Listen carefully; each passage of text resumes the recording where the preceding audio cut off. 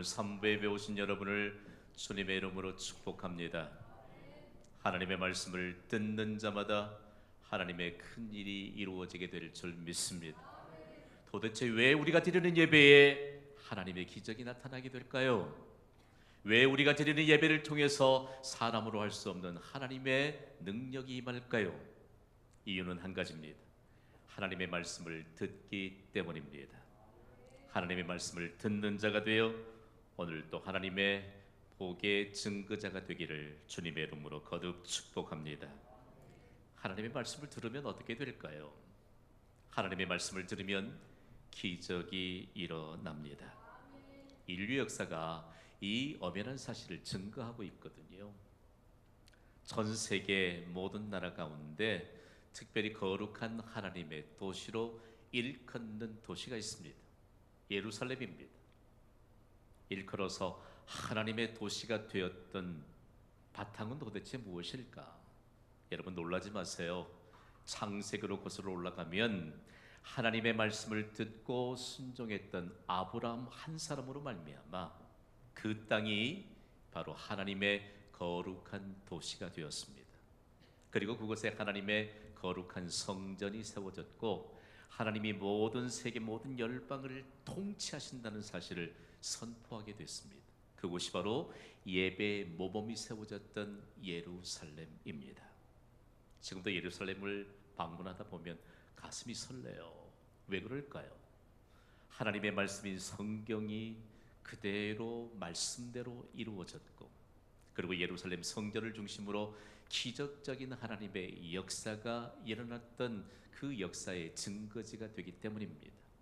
안타까운 것은요, 지난 AD 70년에 유대의 반란이 일어났을 때 로마 제국이 유대의 반란을 진압하면서 하나님의 성전을 모두 다 처참하게 파괴해버렸습니다. 단지 남은 것이 서쪽 벽이 남았는데 그 벽을 지금은 통곡의 벽이라고 부릅니다. 지금도 그곳엔 전 세계에서 순례자들이 이곳에 나와서 정말 하나님의 역사가 보존되어 있는 그 장소, 그리고 하나님의 말씀을 듣는 자들을 통해서 기적이 일어났던 그 장소를 찾고 하나님의 음성 듣기를 사모하는 자들입니다. 뒷모습만 보니까 잘 모르시겠죠? 다 우리 경신교회 동역자들이에요. 이것은 남성들만 들어갈 수 있는 구역입니다. 제가 셔터를 여성들이 있는 곳에 누르지 못했죠. 하나님의 말씀을 듣는 것이 복입니다.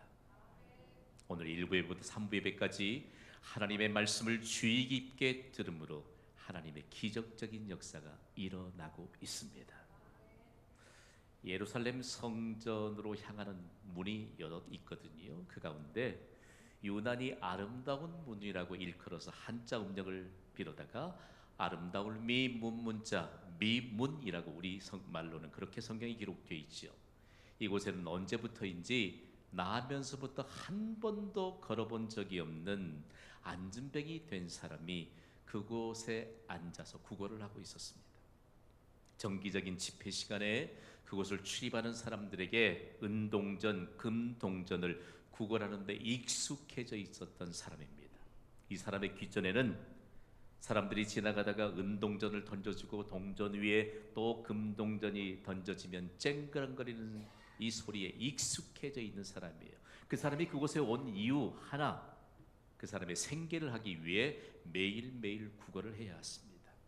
그래서 어느 날 예수님의 제자인 베드로와 요한이 그 미문이라고 하는 문을 거쳐서 하나님의 성전으로 들어갑니다. 그런데 그가 베드로와 요한을 바라보면서 무엇인가를 얻기 위해 구걸을 합니다. 그때 베드로와 요한이 우리를 보라라고 말합니다. 이때 구걸하던 사람이 동전을 얻을까 하고 베드로를 주목했는데 베드로는 그에게 이런 말씀을 선언했습니다.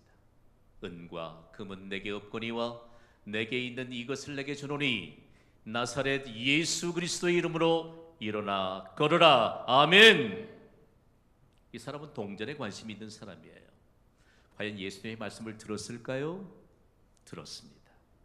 오늘 성경에 나타난 대로 그가 예수님의 말씀을 듣고 난 이후에 어떤 역사가 일어났던 과정들이 사도행전 3장에 기록되어 있거든요.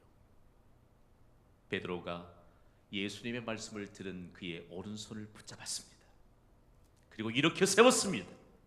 그랬더니 나면서부터 한 번도 걸어본 경험이 없는 그가 일어났습니다. 그리고 폴짝폴짝 뛰었습니다. 그리고 걸으면서 하나님을 찬미했습니다. 아멘. 하나님의 말씀을 들으면 기적이 일어납니다. 하나님의 말씀을 듣는 자들이 기적의 증거자가 됩니다. 그는 예수님의 말씀을 듣는 순간 예수님의 능력이 임하였습니다. 그가 예수님의 말씀을 듣는 순간 그에게 예수님의 이름을 믿는 믿음이 생겨났습니다. 그 믿음이 완전한 치료를 받게 했습니다.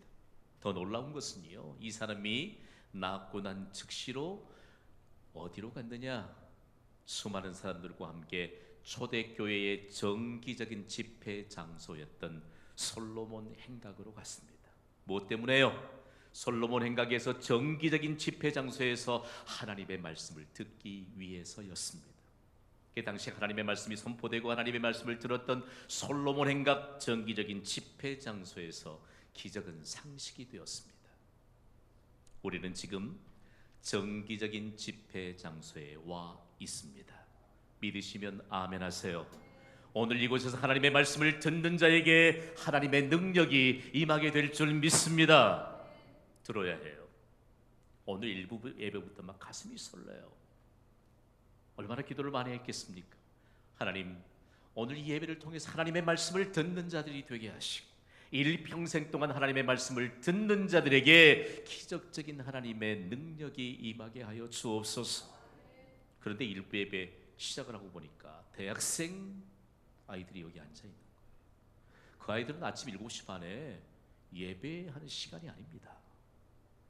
자신들의 익숙해 있던 습관을 따라서 능히 좋을 수 있는 시간이에요. 그러나 하나님의 말씀을 선포하고 들을 수 있는 귀를 열어달라고 기도하면서 하나님의 놀라운 역사들은 이미 시작되었음을 경험했습니다. 정기적인 집회 장소, 사모하는 자에게 은혜가 임할 줄 믿습니다. 우리 한국교회 역사를 보면요, 어쩌다 피치 못할 사정 때문에 주일 한번 결석하면요, 견디지를 못해서 하나님의 말씀을 듣기 위해 새벽 기도 시간에 앞장서서 달려갔던 믿음의 선각자들이 있었습니다. 오늘 우리에게도 하나님의 말씀을 듣기를 사모하며 정기적인 집회 장소에 나아갈 수 있는 믿음으로 나아가야 될 것입니다. 예수님은 제자들을 훈련하시면서 이해할 수 없는 말씀을 13번씩이나 하셨다니까요. 무슨 말씀일까요? 바로 귀 있는 자는 들을지어다. 아멘. 하나님이 우리를 만드시면서 들을 수 있는 귀를 만들어 주셨습니다. 귀가 없는 사람이 어디 있겠어요? 그러나 들을 수 있는 귀에 대해서 예수님이 말씀하셨습니다. 한 가지 중간 점검을 한번 해보시죠. 지금 현재 제가 사용하고 있는 이 강단의 마이크로폰을 통해서 제 음성이 또렷하게 여러분의 귀전에 들려진다면 아멘으로 화답하시기 바랍니다. 다 들리시는군요. 지금부터는 주의 깊게 들으셔야 합니다. 사도 요한이 복음을 전하면서 유배를 당해서 반모섬 동굴에서 기도합니다. 그들이 예수님이 그에게 계시를 주시면서 또렷한 복된 말씀을 주십니다. 요한계시록 1장 3절이에요. 우리 함께 읽습니다. 시작. 이 예언의 말씀을 읽는 자와 듣는 자와 그 가운데 기록한 것을 지키는 자는 복이 있나니 때가 가까움이라. 아멘. 선포된 하나님의 말씀을 듣는 자에게 하나님의 능력이 임합니다. 그 말씀을 듣고 실행할 수 있는 새 힘이 말씀을 듣는 자에게 임합니다. 이 시대에는 말씀이 선포되나 이 말씀들을 주의 깊게 듣지 않는 그리스도인이 많은 시대를 살아가고 있는지 모릅니다. 오늘 본문에도 보면요, 예수님의 말씀을 들었던 자가 지극히 평범했는데 비범한 사람이 된 역사적인 현장을 오늘 우리에게 보여주고 있습니다. 여러분, 누구든지 평범한 사람, 지극히 평범한 사람이 예수님의 말씀을 들으면 비범한 사람이 된다는 사실들을 보여줍니다. 그 역사적인 현장으로 예루살렘으로 우리 잠시 함께 떠나보겠습니다. 이 사람은요, 베드로예요. 주일 학생들에게 베드로에 대해서 아느냐고 물으면 고기 잡는 어부라고 말해요. 그러면 조금 더 말씀을 주의 있게 들은 사람은 고기 잡는 어부였던 베드로를 이제는 사람을 낚는 어부가 되도록 축복해 주셨다는까지 진전해요. 그런데 여러분, 베드로가 어떤 사람이었는지 아세요? 보통 사람이었습니다. 오늘 성경에는 범인이라고 말합니다. 죄 지은 범죄자가 아니고요, 평범한 사람이라는 뜻이에요. 영어 성경 번역본에도 ordinary man, 아주 평범한 사람이라고 말합니다. 그런데 신약의 원문인 헬라어를 연구하면 이건 고급적인 단어로 해석할 문제가 아니에요. 당시의 유대 사회에서는 학식 있는 자들이 유대 민족들이 이끌어갔잖아요. 그러면서 아주 교만이 싹 트던 잣대 하나가 있었습니다. 사람들을 평가하면서 이 사람이 학식이 많은 사람이냐 아니면 학식이 없는 사람이냐, 이런 표현에 대해서 여러분 용서하십시오. 이 사람이 유식한 사람이냐 아니면 무식한 사람이냐. 베드로는 지극히 학교에서 배우는 경험이 없는 무식한 사람이라고 그렇게 기록하고 있어요. 그럼에도 불구하고 그가 어떻게 하나님의 기적적인 역사의 주역이 되었느냐, 이런 베드로가 말이에요, 성전 미문에 40여 년 동안 일어나면서부터 걷지 못했던 자를 나사렛 예수 그리스도의 이름을 선포하면서 그가 듣는 순간 일어나 뛰고 걷게 되는 기적이 일어났잖아요. 성경의 증거를 보면요, 하나님의 말씀을 듣는 것이 얼마나 큰 축복인가를 가르쳐 줍니다. 먼저 사도행전 4장 4절 말씀을 우리 함께 읽어볼까요? 시작. 그 말을 받은 사람들은 세례를 받으며 이날의 신도의 수가 3,000이나 더하더라. 여러분 주의 있게 들으십시오. 우리는 사도행전을 읽으면 일시에 3,000명이 세례를 받고 예수를 믿는 신자가 되었구나, 여기까지 생각하면 큐티하지 않는 교회 성도들일 가능성이 커요. 그러나 이때 세례를 받고 신도가 된 사람은 예수님의 말씀을 들었기 때문인 줄 믿습니다. 믿으시면 아멘 하세요. 아무리 복음을 선포하고 예수님의 말씀을 증거해도 듣지 않으면 변화가 일어나지 않습니다. 오늘 이 예배를 통해서 예수님의 말씀을 듣는 자에게 강력한 하나님의 역사가 일어나게 될 줄 믿습니다. 그 3,000명은 예수님의 말씀을 들었기 때문이에요. 더 나아가서 사도행전 4장 4절의 증거를 한번 볼까요? 시작. 말씀을 들은 사람 중에 믿는 자가 많으니 남자의 수가 약 5,000이나 되었더라. 아멘. 이게 좀 감이 오시지요? 말씀을 들은 사람 중에, 말씀을 들은 사람이 남자의 수만 5,000명이었는데 그들이 다 예수 그리스도를 구주로 영접하게 된 것입니다. 말씀을 받았다, 말씀을 들었다고 하는 것에 대한 증거의 표현이 바로 말씀을 받았다는 것이죠. 말씀을 들었다, 말씀을 들을 때 어떻게 들었을까요? 따라하겠습니다. 주의 깊게 말씀을 들으라. 중요합니다. 여러분, 예배는요, 선포된 하나님의 말씀을 들어야 예배입니다. 예배 시간에 우리의 생각이 나 홀로 어느 곳을 향할 수도 있지요. 그러나 하나님의 말씀을 듣지 못하는 예배라면 그건 예배 아닙니다. 하나님의 말씀을 듣지 못하는 사람이라면 예배자 아닙니다. 오늘 우리에게 하나님의 말씀이 들려오게 될 때 어떻게 이런 일이 일어났을까? 인류 역사는 로마 제국의 심장부인 로마를 겨냥하고 있습니다. 지금도 로마 제국의 심장부에 로마에는 하나님의 말씀을 들음으로 인하여 그들이 복음 앞에 무릎을 꿇게 된 역사의 증거가 있습니다. 로마 10장 17절은 이런 말씀을 증거하거든요. 읽습니다. 시작. 그러므로 믿음은 들음에서 나며 들음은 그리스도의 말씀으로 말미암았느니라. 아멘. 듣는 것입니다. 예수님의 말씀을 듣고 그대로 따랐던 베드로가 가서 말씀을 전했더니 수많은 사람들이 이 말씀을 듣고 예수님께로 돌아오게 됩니다. 이 일들이 유대의 기득권 층들에겐 적지 않는 위기였습니다. 소동이 일어났습니다. 어떻게 저 사람들에게 관심도 받지 못했던 지극히 평범한 사람, 죄송합니다, 저 무식한 사람인 베드로가 말을 하는데 저런 능력이 나타나게 되느냐? 그들은 베드로를 재평가하고 해석하기 시작합니다. 그들의 해석을 한번 보겠습니까? 오늘 본문인 사도행전 4장 13절입니다. 읽습니다. 시작. 그들이 베드로와 요한이 담대하게 말함을 보고 그들을 본래 학문 없는 범인으로 알았다가 이상히 여기며 또 전에 예수와 함께 있던 줄도 알고, 그를 학문이 없는 사람이기 때문에 도무지 그런 능력이 나타나지 않는데 이제 원인을 찾았습니다. 무엇이지요? 전에 예수와 함께 있던 사람인 것을 알았습니다. 여러분, 예수님이 내 안에 계심을 믿습니까? 증거가 무엇입니까? 예수의 말씀을 들으면 지극히 평범한 베드로를 비범한 사람이 되게 하시는 하나님의 능력이 일어납니다.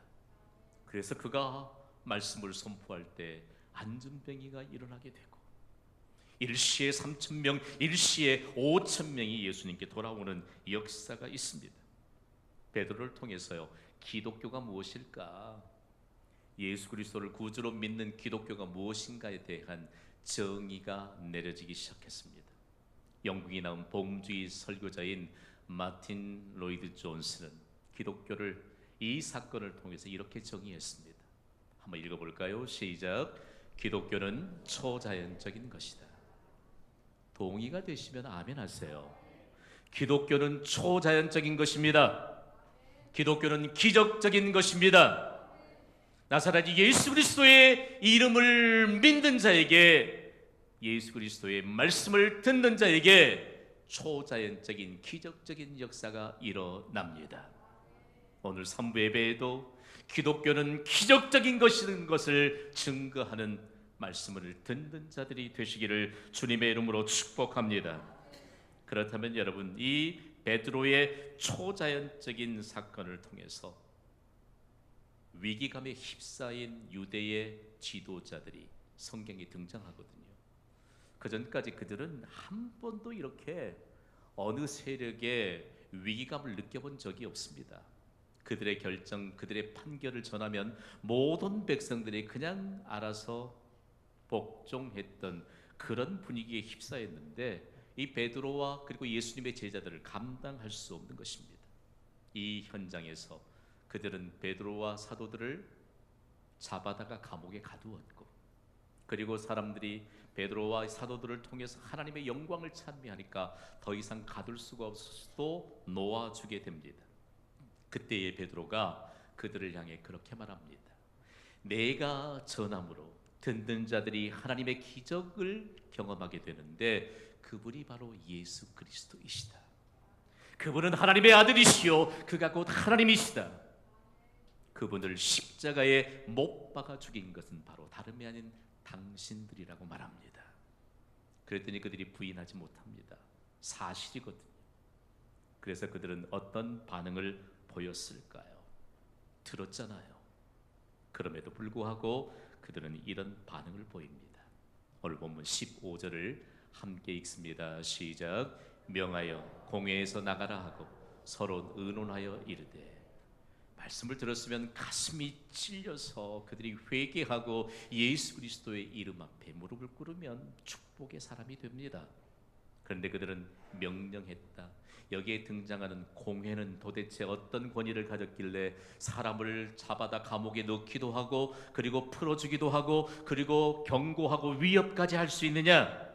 이 공회가 바로 이스라엘의 역사 가운데 성경의 모든 것을 해석할 수 있는 중요한 해결의 열쇠가 됩니다. 공회, 바로 사내들인 공회지요. 놀랍게도 영어 성경 NIV 버전은 이 공회를 사내들인으로 그렇게 명확하게 번역하고 있습니다. 중요한 것이 공회라고 하는 의미가 유력한 자들이 함께 같이 있다라는 뜻입니다. 같이 있을 때 앉아 있다. 그들의 자녀는 매우 권위 있는 자리였습니다. 그러므로 이 사내들이는 유대 민족의 의회 역할을 했고 그리고 대법원의 역할을 했습니다. 그래 그들의 결정이 곧 법이에요. 따르지 않으면 안 돼요. 그리고 사내들은 유대 민족 내부의 모든 문제들을 조정하는 모임이었습니다. 거기서 조정해서 결정 내리면 끝이에요. 다음으로 사내들은 대제사장과 70명의 의원 회원으로 구성이 됐는데 이들의 권위가 막강했습니다. 사내들은 주전 200년대부터 주 66년 로마와의 전쟁 전까지 그 역할을 담당했습니다. 사도행전 배경이 되고 있는 바로 그때에 사내들인 공회의 이 권위가 얼마만큼 큰 것인가를 알 수 있겠죠. 그래서 그들은 오늘 본문 18절을 보면 이런저런 일에도 그들은 말씀을 들었음에도 불구하고 결단코 회개하거나 돌이키지 않고 오히려 이렇게 말합니다. 우리 함께 읽습니다. 시작. 그들을 불러 경고하여 도무지 예수의 이름으로 말하지도 말고 가르치지도 말라 하니 아멘. 끝이에요. 예수의 이름으로 말하지도 말라. 그리고 가르치지도 말라. 이게 대법원격이었던 사내들인 공의 결정입니다. 무시무시한 이런 결정에 과연 예수님의 제자들인 사도들은 어떤 반응을 보일까요? 오늘 본문의 19절과 20절은 기독교 역사에 가장 담대함을 얻게 되는 역사의 증거가 되었습니다. 우리 힘있게 19절과 20절을 읽습니다. 시작. 베드로와 요한이 대답하여 이르되 하나님 앞에서 너희의 말을 듣는 것이 하나님의 말씀을 듣는 것보다 옳은가 판단하라. 우리는 보고 들은 것을 말하지 아니할 수 없다 하니 아멘. 이 말씀이 기독교는 기적적인 것이다. 기독교는 초자연적인 것이다. 라고 하는 말씀을 뒷받침해 줄 수 있는 배경이 됐습니다. 하나님의 말씀을 들을 것인가? 사람의 말을 들을 것인가? 사람의 말을 들을 것인가? 하나님의 말씀을 들을 것인가? 우리의 대답은 무엇입니까? 하나님의 말씀을 듣는 것입니다. 2부 예배는 그래도 견고한 믿음을 가진 분들이 다음 세대나 다른 기관에서 봉사하기 위해 2부 예배를 많이 드리거든요. 주일 성소에 대해서 그렇게 문제가 되지 않아요. 3부 예배엔 주일 성소에 적지 않게 고민하는 분들이 계실 것 같은 생각이 들어요.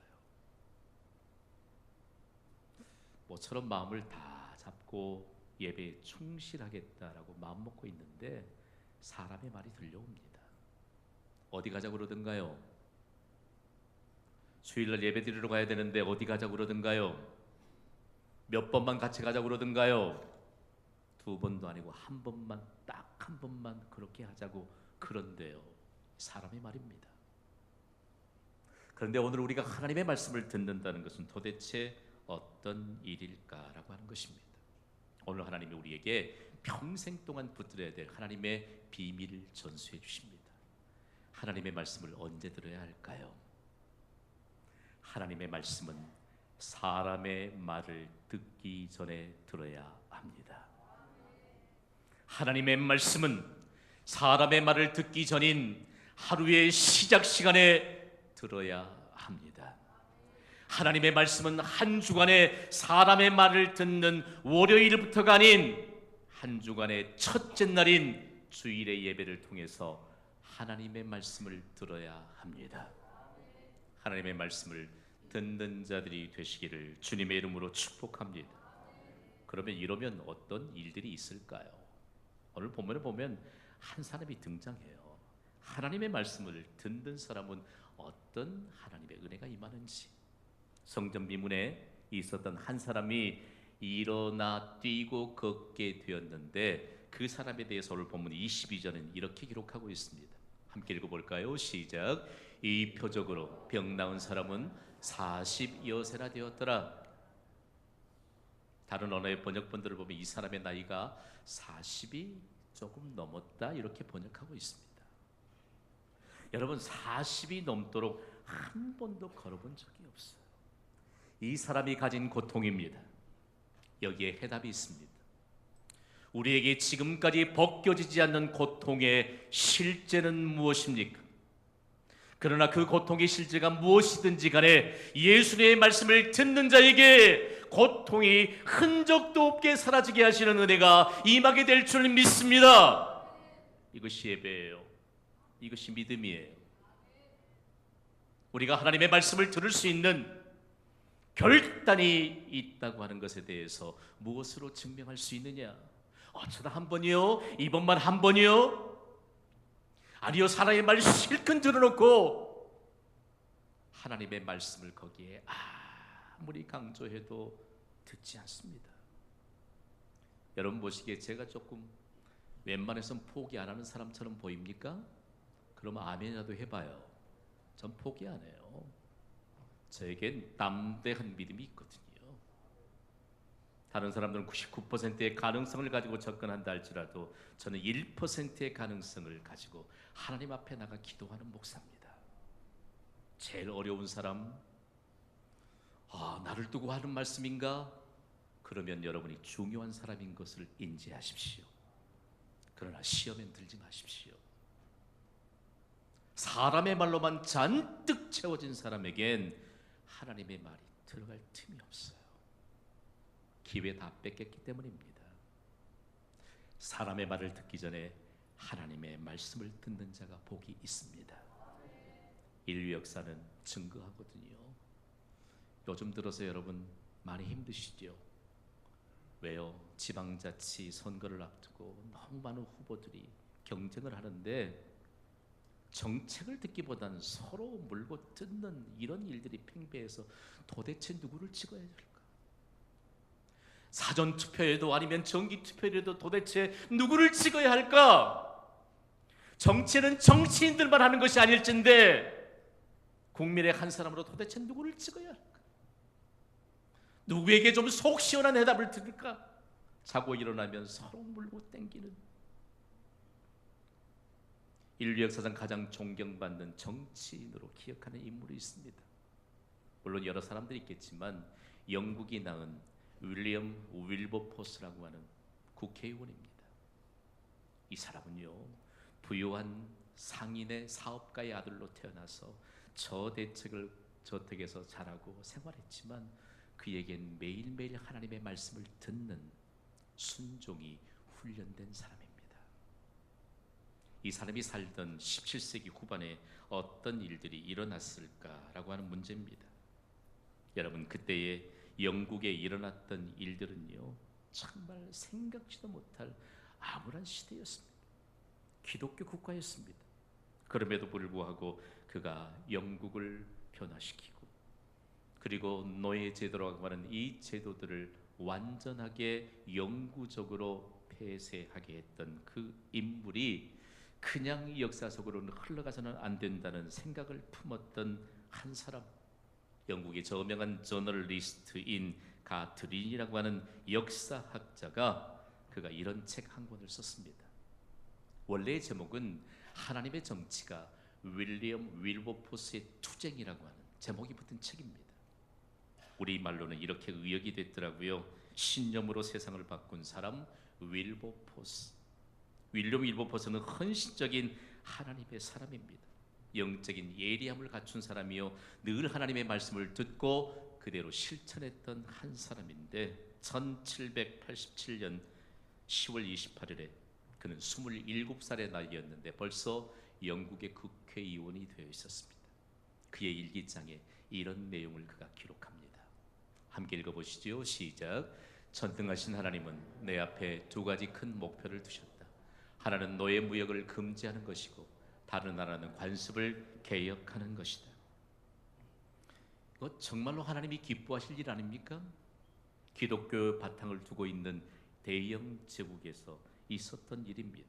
그럼에도 불구하고 윌리엄 윌버포스의 이와 같은 비전이 그의 일장에 적혀지고 선포될 때 얼마나 거센 항의를 받았는지 모릅니다. 이때의 영국은 세계 최강의 해군력을 보유하고 있었고 세계에서 가장 큰 배들을 소유하고 있었습니다. 이 막강한 힘으로 그들이 뭐 했는지 아시지요? 검은 대륙이라 불리는 아프리카에서 흑인들을 노예로 잡아다가 북미 대륙으로 실어 나르면서 막대한 경제적을 이득을 보는 일에 주력이 했던 것입니다. 당시 기록을 보면 노예를 태운 산선이 얼마나 열악했던지 아프리카 대륙에서 북미 대륙으로 가는 동안에 25%의 그 노예들이 생명을 잃었습니다. 그래도 경제적인 이익이라고 하는 것 때문에 눈 하나 깜짝하지 않았던 사람들이 영국인들이었습니다. 더욱이 여러분, 얼마만큼 주수입원이 됐느냐? 영국이 150년 동안 200만 명의 흑인들을 노예로 강제로 잡아다가 국가 수입원의 3분의 1을 차지할 만한 수입원을 옮겼거든요. 오늘날 미국으로 말하면 미국의 방위 산업만큼 국가의 경제적인 비중을 차지했던 것입니다. 누가 간혹 노예 제도를 비판하고 저항하기라도 하면 그들의 가진 기득권이 있는 자들, 노예 제도를 적극적으로 이끌어갔던 사람들은 여러분 왕족들이었습니다. 귀족들이었습니다. 그리고 식민지마다 지배를 하고 있었던 기득권층들이었기 때문에 더 아이러니한 것은 그들이 대략 그리스도인들이었습니다. 그때의 윌리엄 윌버포스는 책을 읽어보면 그가 체격이 대단히 왜소했던 사람입니다. 그는 굴하지 않고 하나님이 주신 비전을 따라서 무려 150회에 걸친 대국회 논쟁을 이끌어냈습니다. 그러면서 그에게 별명이 하나 붙어졌는데 영국 제1의 웅변가가 되는 놀라운 이런 역사의 기록들을 다시 한번 그가 세우게 됩니다. 그러면서 150번간에 걸쳐졌던 대국회 논쟁에서 아주 대표적인 연설문 한 대목을 발췌해서 여러분께 소개하려고 합니다. 그는 피를 토해내듯이 이렇게 외쳤습니다.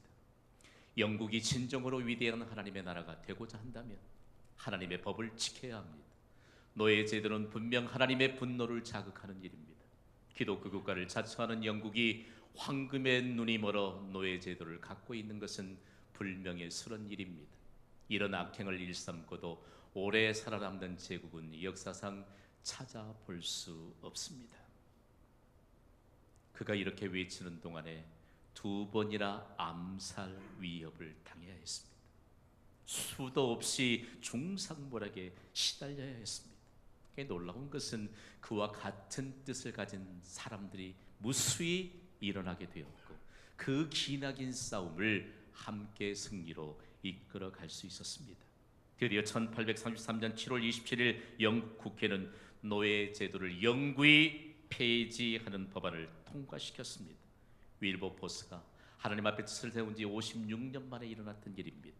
이 일뿐만이 아니요, 그동안 영국 사회에 변혁되지 못했던 무수한 하나님의 질서를 무너뜨리는 요소들이 개혁되기 시작했습니다. 이런 윌버포스의 헌신적인 수고로 인해서 영국인들은 그에게 영국의 양심이라는 호칭을 주어서 불러주었습니다. 더 놀라운 것은요, 물론 국회의원들 간에 그리스도인이 있었지만 하나님의 말씀을 듣고도 그냥 흘려버리는 그런 존재감이 없는 국회의원들이 아니라 복음주의적인 믿음을 가진 국회의원들로 3분의 1이 채워지는 영국의 역사가 있었습니다. 여러분, 윌버포스 한 사람이 하나님의 말씀을 들음으로 나라를 살리고 나라의 명예를 다시 회복시키시고 하나님을 믿는 기독교의 명예를 다시 회복시키는 놀라운 역사를 세웠습니다. 기적의 현장인 경신교회의 정기적인 집회 장소인 예배센터에 오셔서 오늘 3부 예배를 드리는 예배자 여러분, 이곳은 하나님의 말씀을 들음으로 기적의 역사를 경험하는 곳임을 믿습니다. 경신교회를 통해서 하나님은 하나님의 말씀을 듣고 순종하는 한 사람을 찾으십니다. 하나님이 말씀합니다. 목소리 높이는 여러 사람이 아니라 하나님의 말씀을 듣고 순종하는 한 사람이 필요한 시대라고 말씀합니다. 그저 흘려버리진 않으셨나요? 하나님의 말씀을 듣고도 쉽게 흘려버리고 또 하나님의 말씀을 들으면서도 아무런 생각 없이 흘려버리고 오늘 이곳에서 하나님의 말씀을 주의 깊게 듣는 축복의 사람으로 세워집시다. 하나님의 말씀을 평생 동안 주의 깊게 들음으로 하나님의 기적의 역사를 일평생 동안 세상에 증거하는 기적의 주역으로 세워집시다. 이 아름다운 고백이 하나님께 올려져서 하나님의 영화로운 이 역사의 주역이 되시기를 주님의 이름으로 축원합니다. 이 시간 우리 함께 찬양할 것입니다. 이 찬양을 하나님께 올려드리면서 우리가 준비한 이 예물도 하나님께 드리고 우리가 하나님의 말씀을 주의 깊게 듣는 순종의 사람이 되기를 결단하는 시간이 되기를 바랍니다.